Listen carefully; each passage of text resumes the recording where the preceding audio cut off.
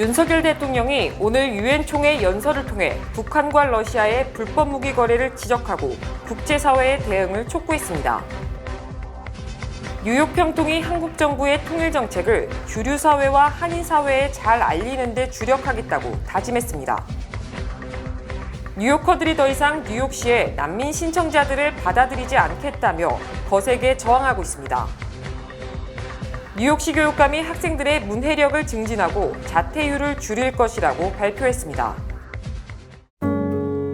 아름다운 제품에서부터 아름다운 사회를 만들기까지 키스는 뉴욕에서 시작하여 현재는 전 세계 12,000명의 직원들과 함께 끊임없이 도전하는 기업입니다. 사람을 생각하고 존중하는 기업. 키스는 한인들이 사회의 주인공이 될 수 있도록 든든한 버팀목이 되겠습니다. 글로벌 뷰티 기업 키스.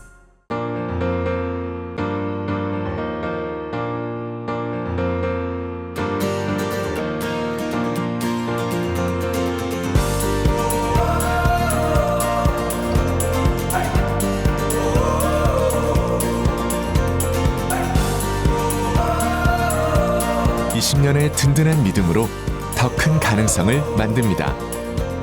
Discover your possibilities. PCB Bank.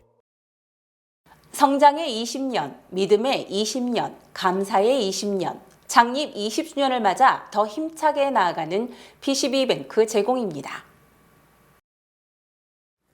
시청자 여러분 안녕하십니까? 9월 20일 수요일 TKC 뉴스데스크 첫 소식입니다. 뉴욕을 방문 중인 윤석열 대통령이 오늘 유엔 총회 연설을 통해 북한과 러시아의 불법 무기 거래를 지적하고 국제사회의 대응을 촉구했습니다. 윤석열 대통령은 오늘 유엔 총회 연설에서 한국이 2024에서 2025년 유엔 안전보장 이사회 비상임 이사국으로서 국제 평화와 안보에서 원칙을 갖고 책임 있게 행동하겠다는 강력한 의지를 피력했습니다. 윤 대통령은 코로나19에 우크라이나 전쟁이 겹치면서 경제적 위축, 식량 및 에너지 위기가 중첩되면서 국가 간 격차가 커지고 있다고 진단하고 한국이 격차 해소를 위해 적극적으로 기여하겠다고 강조했습니다. 특히 윤 대통령은 현재의 글로벌 격차를 개발 격차, 기후 격차, 디지털 격차 등 세 가지로 분류하고 각 분야별 구체적 지원 방안을 제시했습니다. 윤 대통령은 북한과 러시아가 최근 정상회담을 갖고 무기거래에 합의했으며 이는 불법이라고 규정하고 국제사회가 이 같은 합의의 위험성을 인식하고 공동으로 단합된 대응을 해야 한다고 주장했습니다. 윤 대통령은 또 오는 2030 세계박람회 개최지로서 부산이 가장 적합하다며 부산 엑스포가 세계 시민이 공동위기를 극복하면서 자유를 확장하는 연대의 플랫폼이자 미래 비전을 공유하는 축제의 공간이 될 것임을 천명했습니다. 윤 대통령은 내일 오전 9시 30분부터 NIU에서 열리는 디지털 비전 포럼에 참석하고 각국 정상들과의 회의도 이어갑니다. 지난 1일 새롭게 출범한 제21기 민주평화통일 자문회의 뉴욕협의회가 한국 정부의 통일 정책을 주류 사회와 한인 사회에 잘 알리는 데 주력하겠다고 다짐했습니다. 박호성 제21기 민주평화통일자문회의 뉴욕협의회 신임 회장과 이시준 간사가 19일 본방송을 방문하고 21기 뉴욕 평통이 한국 정부의 통일 정책은 한인 사회뿐 아니라 주류 사회에 알리는 데 힘을 쓸 계획이라고 밝혔습니다. 지난 1일 공식적으로 출범한 21기 집행부는 그동안 김의환 뉴욕 총영사와 뉴욕 한인회 등을 방문 및 면담했고 새롭게 발탁된 뉴욕 협의회 임원진과의 상견례 등을 가졌습니다. 한국 정부에서 추구하는 통일 정책을 주류 사회와 그다음에 동포 사회에 적극 홍보함으로써 평화 통일이 이루어지도록 하는 그 기반을 저희 170명 자문위원들이 저와 함께 같이 할 것을 약속드립니다. 박 회장은 자신의 임기 동안 입양아와 탈북자를 돕고 연로하신 참전용사들을 모셔 보훈 행사도 진행할 계획이라고 밝혔습니다. 탈북민 자제분들을 좀 지원하는 거, 장학금을 적은 금액이라도 장학금을 주고 또 하나는 이제 입양아 가정들을 몇 가정을 초청을 해서 보훈 내지는 사은 행사를 해서 그분들한테도 이렇게 한국에 대한 이미지가 좋게 스며들 수 있도록 할 것입니다. 뉴욕 평통은 내달 13일 퀸즈 테라스 온더팍에서 공식 출범식을 개최하고 29일에는 통일 기금 모금 골프 대회를 롱아일랜드 미들아일랜드 컨트리클럽에서 개최할 예정입니다. 뉴요커들이 더 이상 뉴욕시에 난민 신청자들을 받아들이지 않겠다며 거세게 저항하고 있습니다. 뉴욕주 내 양당 의원 12명이 뉴욕시장이 난민 수용소로 사용하려는 플로이드 베네필드를 사용하지 못하도록 법원에 소송을 제기했습니다. 브루클린에 위치한 플로이드 베네필드는 2천여 명의 난민들을 수용할 수 있는 공간이며 뉴욕 주정부가 연방정부로부터 어렵게 승인받은 곳입니다. 이번 소송은 퀸즈 공화당 조앤 아리올라 뉴욕시의원과 브루클린 민주당 제이미 윌리엄스 뉴욕주 하원 의원 등이 원고인으로 스테이튼 아일랜드 카운티 법원에 제출했습니다. 소송 원고들은 지난 15일 연방정부와 뉴욕시정부가 플로이드 베네필드를 사용하기 위해 리스 계약을 체결한 것은 불법이라고 주장했습니다. 플로이드 베네필드뿐 아니라 스테이튼 아일랜드에 위치한 포트 와즈워스도 난민 수용소로 사용되지 못하게 하는 것이 이번 소송의 목적입니다. 스테이튼 아일랜드 주민들은 8월 말부터 난민 신청자 수용소를 놓고 지속적인 시위로 주민과 경찰 충돌이 이어지고 있습니다. 주민들은 19일 난민들이 타고 있는 버스가 수용소에 진입하지 못하도록 막았고 경찰이 이들을 제지하는 과정에서 시위대 중 10명을 소란 등의 혐의로 체포했습니다. 한 40대 주민은 시위대를 체포하는 경찰을 공격하기도 했습니다. 뉴욕시 난민 위기로 인해 음식 배달 등 뉴욕시 거리가 온통 배달용 오토바이로 뒤덮이는 등 또 다른 위기를 초래하고 있습니다. 뉴욕 포스트는 현재 바이든 행정부가 난민 신청자는 신청 뒤 최소 180일 이상이 지나야 난민 승인 여부와 관계없이 취업을 할 수 있기 때문에 난민 신청자들이 노동 허가 없이 배달용 오토바이 운행에 나서고 있다고 보도했습니다. 또 맨해튼의 난민 수용 호텔 등의 주변에는 배달용 오토바이, 배달용 포장박스 등으로 넘쳐나는 등 배달 시장 블랙마켓이 급격하게 성장하고 있다고 전했습니다. 일부 난민 신청자는 뉴욕 포스트와의 인터뷰에서 백그라운드 체크도 받지 않고 납세자 번호도 받지 않았지만 음식 배달 업체인 도어대시에 취업, 18개월째 배달업에 종사하고 있다고 말하기도 했습니다. 또 베네수엘라 출신 난민은 한 달 반 전 뉴욕에 도착하자마자 우버잇의 배달원으로 취직했으며 임금을 받을 수 있는 은행 계좌가 없기 때문에 다른 미국인에게 15일에 $150씩 주고 계좌를 빌려서 사용하는 것으로 드러났습니다. 음식 배달 사업은 코로나19 기간 중 급성장, 2019년 매출이 $914억 달러에 불과했지만 지난해에는 $2176억 달러로 3배나 폭등했습니다. 특히 이 같은 현상은 맨해튼뿐 아니라 퀸즈, 특히 플러싱 지역에서도 발생하고 있으며 플러싱 거리 곳곳이 배달용 오토바이로 뒤덮이며 교통체증은 물론 보행자 교통사고 위험이 커지고 있습니다. 데이빗 뱅크스 뉴욕시 교육감이 학생들의 문해력을 증진하고 자퇴율을 줄일 것이라고 발표했습니다. 뱅크스는 오늘 올해의 교육 현황 연설에서 학생들의 밝은 시작과 대담한 미래를 위한 미션에 대해 이야기했습니다. 그는 학교의 목적은 아이들이 3학년 정도가 되면 자신 있게 읽을 수 있게 하고 다양한 경험을 토대로 새로운 도전을 하며 이러한 지식과 경험을 바탕으로 고등학교를 무사히 졸업하여 사회로 나가게 하는 것이라고 말했습니다. 또한 가장 기본이 되는 문해력 향상, 정서적 안정, 그리고 안전을 위해 힘써야 한다며 특히 문해력을 길러야만 아이들이 사회의 문제를 해결하는 능력을 갖출 수 있다고 말했습니다. 또한 그는 임시 쉘터에 거주하는 난민과 홈리스를 비롯한 모든 학생들이 안전하게 교육받을 권리를 보장할 것이라고 말하며 이를 위해 하이테크 도어락 시스템을 학교에 설치할 것이라고 밝혔습니다. 이 외에도 뉴욕 시립대학의 입학 및 등록 절차를 간소화하고 81개의 태양열판을 설치하여 기후위기에 대응하는 등 학생들의 미래를 위해 노력할 것이라고 말했습니다. 쥐와의 전쟁을 선언한 뉴욕시가 다음 단계로 나섭니다. 19일 뉴욕시는 앞으로 모든 상업용 쓰레기는 뚜껑이 달린 튼튼한 용기에 담아 배출해야 한다고 밝혔습니다. 새 정책은 내년 3월 1일부터 적용됩니다. 배출 용기는 뚜껑이 있고 쥐가 접근하지 못할 정도로 튼튼하기만 하면 됩니다. 용기의 종류 등은 자유롭게 선택할 수 있습니다. 용기는 업체 내외부 어디든 둘 수 있지만 배출하는 주체로부터 3피트 거리에 있어야 합니다. 시정부는 지난 7월 30일부터 식당, 델리 등 음식과 관련된 업종의 쓰레기통 사용을 우선 의무화했습니다. 이후 시 청소국은 2만 2천 건의 미이행 사례를 적발한 바 있습니다. 지난 5일부터는 업종과 관계없이 시내 5개 이상의 지점을 가진 모든 기업으로 대상을 넓혔습니다. 내년 3월부터는 모든 업체가 해당 규정을 따라야 합니다. 시정부는 이런 노력 끝에 올해 여름 기준 작년보다 쥐 목격 사례가 20% 감소했으며 쥐 감축 구역에선 감소율이 45%에 달한다고 밝혔습니다. 한인을 포함한 전국 규모의 아시안 매춘 조직이 연방검찰에 적발됐습니다. 뉴욕 동부연방지검은 53세 한인 자니 김 씨와 중국인 2명 등 인신매매 및 매춘 조직 10명을 체포, 기소했으며 특히 김 씨 등은 매춘과 협박, 폭행 등의 혐의를 받고 있다고 밝혔습니다.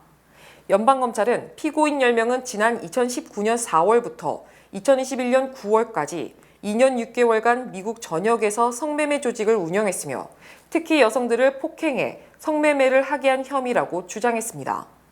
특히 한인 김 씨는 2021년 4월 21일 또 다른 공범과 함께 인신매매 피해자들을 발로 차고 짓밟아 의식을 잃을 정도로 폭행했고 손발을 묶고 망치, 야구방망이, 렌치 등을 휘두른 혐의를 받고 있습니다. 또 성매매 여성들의 여권을 압수해 도주를 막았고 여성들을 폭행할 때 이를 녹화한 뒤 공개하겠다고 협박한 혐의도 받고 있습니다. 연방검찰은 오레곤주, 미시건주, 오클라호마주, 네브라스카주, 캔사스주 등의 사법당국의 협조를 받아 이들의 매춘 행위를 적발했다며 이들이 전국 규모의 조직이라고 강조했습니다. 1세 영아를 사망에 이르게 한 브롱스 데이케어가 마약 유통의 본거지가 되어 왔다는 사실이 밝혀져 큰 충격을 주고 있습니다. 데미안 윌리엄스 연방검찰 뉴욕 남부지검장은 어제 브롱스의 한 데이케어 센터가 마약 유통의 본거지가 되어 왔다며 원장 멘데스와 친척 브리또를 연방기소했다고 발표했습니다. 경찰에 따르면 원장 멘데스와 그녀 남편의 사촌인 브리또는 아이들의 낮잠 매트 위에 1kg의 펜타닐을 보관하고 있었고 이는 성인 50만 명을 살해할 수 있는 양으로 전해졌습니다. 멘데스는 아이들이 의식을 잃은 뒤 곧장 911을 부르지 않고 그녀의 남편에게 전화를 걸었으며 그녀의 남편은 잠시 뒤 뭔가를 담은 2개의 쇼핑백을 들고 건물 밖으로 달아나는 모습이 감시 카메라에 포착됐습니다. 윌리엄스 뉴욕 남부지검장은 이들이 범죄 행각을 감추기 위해 신고를 늦추는 사이 아이들은 마약으로 인해 생사를 오가고 있었다며 분노했습니다. 멘데스와 브리또는 최대 무기징역, 최소 20년의 감옥살이를 할 것으로 보입니다. 경찰은 공범으로 추정되는 멘데스의 남편을 찾고 있습니다. 바이든 대통령의 차남 헌터 바이든이 총기 불법 소지 혐의에 대해 무죄를 주장하는 등 자신에 대한 각종 의혹에 대해 강공을 취하며 시간 끌기에 주력하고 있습니다. 헌터 바이든의 변호인은 어제 델라웨어 연방법원에 제출한 변론을 통해 헌터 바이든이 총기 불법 소지 혐의에 대해 무죄를 주장할 것이라고 밝혔습니다. 헌터 측은 헌터는 첫 번째 법원 심리에서 무죄를 주장할 것이며 자신이 무죄라는 말을 하지 않을 이유가 없다고 주장했습니다. 헌터 측은 또 헌터가 캘리포니아주에 거주하고 있으며 델러웨어 연방법원의 첫 심리에 직접 출석하지 않고 화상으로 참석할 수 있도록 허용해달라고 요청했습니다. 헌터 측은 온라인 출석은 헌터가 보유한 헌법적 권리이며 백악관 비밀경호국 경호 대상인 현직 대통령의 아들이므로 불필요한 경호상 부담을 끼치지 않기 위해서라고 설명했습니다. 헌터 측의 이 같은 변론은 지난 13일 데이비드 웨이스 특별검사가 헌터가 마약 중독 사실을 숨기고 지난 2018년 10월 델라웨어주 내에서 총기를 불법으로 구입, 소유했다는 혐의로 기소를 제기한 데 따른 것입니다. 헌터 측은 이에 앞서 지난 17일에는 내가 누군가의 아들로서, 말하자면 대통령의 아들로서 납세 정보가 부적절한 방식으로 공개되는 것은 불법이라며 연방국세청을 상대로 소송을 제기했습니다. 이처럼 헌터 측은 아버지 바이든 대통령의 재선에 미치는 악영향을 줄이기 위해 일단 자신에 대한 모든 의혹에 대해 소송을 제기하거나 소송에 적극 대응하는 방식으로 시간 끌기에 모든 역량을 집중하고 있습니다. 제닛 옐런 재무장관이 최근 유가 상승이 바람직한 것은 아니지만 시간이 지나면 안정될 것이며 미국 경제는 연착륙을 향해 가고 있다고 주장했습니다. 옐런 장관은 어제 MSNBC와의 인터뷰에서 유가가 시간이 지남에 따라 안정화되고 하락할 것으로 시장이 예상하고 있으며 나 자신도 하락할 것으로 예상한다고 말했습니다. 옐런 장관은 최근의 유가 상승은 사우디아라비아가 감산 정책을 계속하기로 한 데 따른 것이며 이는 중국의 코로나19 이후 경제 회복을 반영한 결과라고 분석했습니다. 옐런 장관은 또 미국 경제가 연착륙을 위해 정말로 좋은 경로로 가고 있다. 노동시장이 강하면서도 인플레이션이 둔화되는 등 경제에 좋은 많은 모멘텀이 있다고 강조했습니다. 다만 옐런 장관은 연방의회는 다음 달 1일부터 시작하는 새 회계연도 예산을 제때 통과시켜야 하며 셧다운시킬 이유가 전혀 없다며 의회의 예산안 협상에 신속한 타결을 촉구했습니다. 연말 쇼핑 시즌에 대비한 미국 소매업체들의 채용 예정 규모가 글로벌 금융위기 때인 2008년 이후 최저 수준으로 예상됩니다. CNN은 재취업 중개업체 챌린저 그레이앤 크리스마스 조사를 인용, 연말 쇼핑 시즌 등 시기적 요인에 따른 미국 소매업체의 올해 채용 규모가 41만 건에 그칠 것이라고 보도했습니다. 이는 지난해 같은 기간 연말 쇼핑 시즌에 대비해서 채용한 규모가 약 51만 건, 2021년 70만 1000여 건이었음을 감안하면 크게 줄어든 것입니다. 소매업체들은 미국인들이 코로나19 지원금 등에 힘입어 왕성한 소비를 이어왔지만 이제 그 같은 추세가 사실상 끝나고 있다며 연말 쇼핑 시즌 소비 위축을 우려하고 있습니다. 타깃과 홈디포는 소비자들이 일반적 소비를 줄이는 대신 식료품 등 꼭 필요한 필수품 위주로 소비하고 있다고 진단했으며 특히 타깃은 연말 쇼핑 시즌 채용을 10만 명 수준으로 지난해와 비슷한 수준으로 유지하기로 했습니다. 또 미국 최대 백화점 체인 메이시스는 올해 연말 3만 8천 명을 채용하기로 했으며 이는 지난해보다 3천 명이 적은 것이며 연방우정청은 우편물도 급증하지 않을 것으로 예상, 연말 신규 채용을 지난해 2만 8천 명에서 올해는 3분의 1 수준인 1만 명으로 줄였습니다. 반면 아마존은 매출 감소 우려에도 불구하고 연말 쇼핑 시즌에 대비 25만 명을 채용하기로 했으며 이는 사상 최대 규모인 것은 물론 지난해 15만 명보다 10만 명, 약 40%가 급증한 것입니다. 중국의 미국 국채 보유액이 4개월 연속 줄어들면서 14년 만에 최저치를 기록했습니다. 홍콩의 사우스차이나 모닝포스트 등은 올해 7월 기준 중국의 미국 국채 보유액이 6월보다 136억 달러 줄어든 8,218억 달러를 기록했다고 보도했습니다. 이는 지난 2009년 5월 이후 14년 만에 가장 적은 것이며 중국의 미국 국채 보유량은 2000년 이후 차츰 늘어 2014년 최고를 기록한 뒤 지난해 4월 1조 달러 이하로 줄었습니다. 중국의 미국 국채 보유량은 일본에 이어 세계 두 번째로 올해 4월 8,689억 달러, 5월 8,467억 달러, 6월 8,354억 달러, 7월 8,218억 달러까지 4개월 연속 감소했습니다. 특히 최근 국채 보유량이 늘어난 달은 2022년 7월과 올해 3월로 나머지는 모두 줄어들었고 지난 3월 이후 올 7월까지 매각한 국채는 1,914억 달러에 달합니다. 한편 일본은 2019년부터 미국 국채 보유량 1위에 올라섰으며 지난해 3월 이후 1,165억 달러가 줄었다가 올해 초부터 다시 미국 국채 매입에 나섰습니다. 뱅크 오브 호프가 뉴욕, 뉴저지 진출 25주년 기념 개인 체킹 계좌 프로모션을 진행합니다. 개인 체킹 계좌를 개설할 가장 좋은 기회, 지금 가까운 지점을 방문하세요. 본 프로그램은 희망을 설계하는 전문가들의 은행 뱅크 오브 호프 후원입니다. 주요 단신 전해드립니다. 뉴요커들이 고물가와 저렴한 주택 부족, 높은 범죄율, 급격히 늘어난 망명 신청자 등의 문제가 복합적으로 작용하면서 갈수록 삶의 질이 떨어진다고 느끼는 것으로 조사됐습니다. 지난달 미국 물가가 전문가 전망치를 앞지른 가운데 캐나다의 지난달 소비자 물가도 1년 전보다 4% 상승했으며 이는 지난 4월 이후 16개월 만에 가장 큰 폭으로 오른 것입니다. 테슬라가 창업 20년, 전기차 생산 15년 만인 지난 16일 500만 번째 차량을 생산했으며 올 3월 400만 번째 차량 생산에 이어 불과 6개월 만에 100만 대를 더 생산하는 기록을 세웠습니다. 어제 새벽 4시 반쯤 뉴욕시경 소속 형사가 스테튼-아일랜드 자신의 집에서 자신의 아내를 폭행한 혐의로 경찰에 체포됐습니다. 세계 3대 가상화폐 거래소 FTX 창업자 샘 뱅크맨 프리드만의 부모도 회사 돈 수백만 달러를 착복한 혐의로 FTX에 의해 연방법원에 피소됐습니다. 비만과 혈당 하락 등의 획기적인 효과가 있는 것으로 알려진 위고비, 오젬픽 등이 획기적인 인기를 끌면서 불법 복제약이 범람, 각별한 주의가 요구됩니다.